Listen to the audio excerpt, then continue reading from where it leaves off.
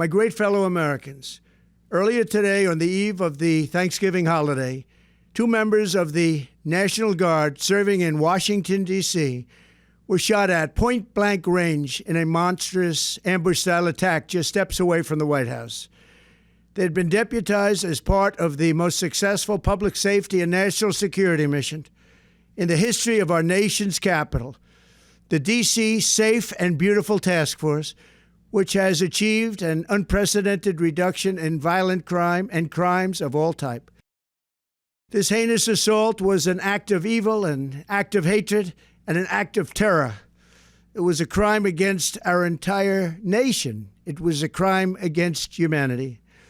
The hearts of all Americans tonight are with those 2 members of the West Virginia National Guard and their families.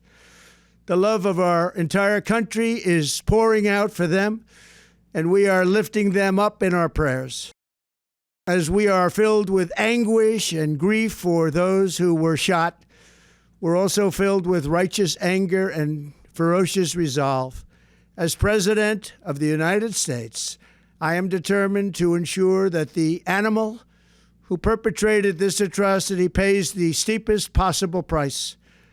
I can report tonight that based on the best available information, the Department of Homeland Security is confident that the suspect in custody is a foreigner who entered our country from Afghanistan, a hellhole on earth.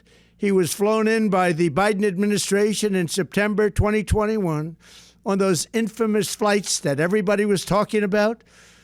Nobody knew who was coming in. Nobody knew anything about it. His status was extended under legislation signed by President Biden, a disastrous president, the worst in the history of our country.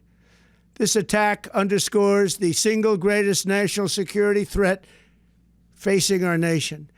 The last administration let in 20 million unknown and unvetted foreigners from all over the world, from places that you don't want to even know about. No country can tolerate such a risk to our very survival. An example is Minnesota, where hundreds of thousands of Somalians are ripping off our country and ripping apart that once great state. Billions of dollars are lost, and gangs of Somalians come from a country that doesn't even have a government, no laws, no water, no military, no nothing. As their representatives in our country preach to us about our Constitution and how our country is no good. We're not going to put up with these kind of assaults on law and order by people who shouldn't even be in our country. We must now re-examine every single alien who has entered our country from Afghanistan under Biden, and we must take all necessary measures to ensure the removal of any alien from any country who does not belong here or add benefit to our country. If they can't love our country, we don't want them. America will never bend and never yield in the face of terror. And at the same time, we will not be deterred from the mission these service members were so nobly fulfilling. That is why tonight I can announce that I have directed the Department of War to mobilize an additional 500 troops to help protect our capital city. We will make America totally safe again, and we will bring the perpetrator of this barbaric attack to swift and certain justice if the bullets going in the opposite direction haven't already done that. During this time of the year, when we gather at home with loved ones, these 2 patriots were wearing the uniform of our country, patrolling the streets of our capital.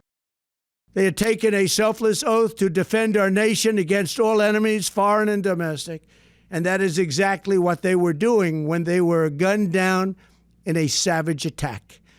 I want to express my extraordinary gratitude to every member of the United States military who is deployed tonight, at home and abroad. I also want to thank the Secret Service and the D.C. Metropolitan Police Department for their work today. This Thanksgiving, I ask every family to say a prayer for the 2 great heroes who were so horribly shot, and for their loved ones. Please say a prayer. May God bless them and comfort them, and may God bless and protect the United States of America. Thank you and good night.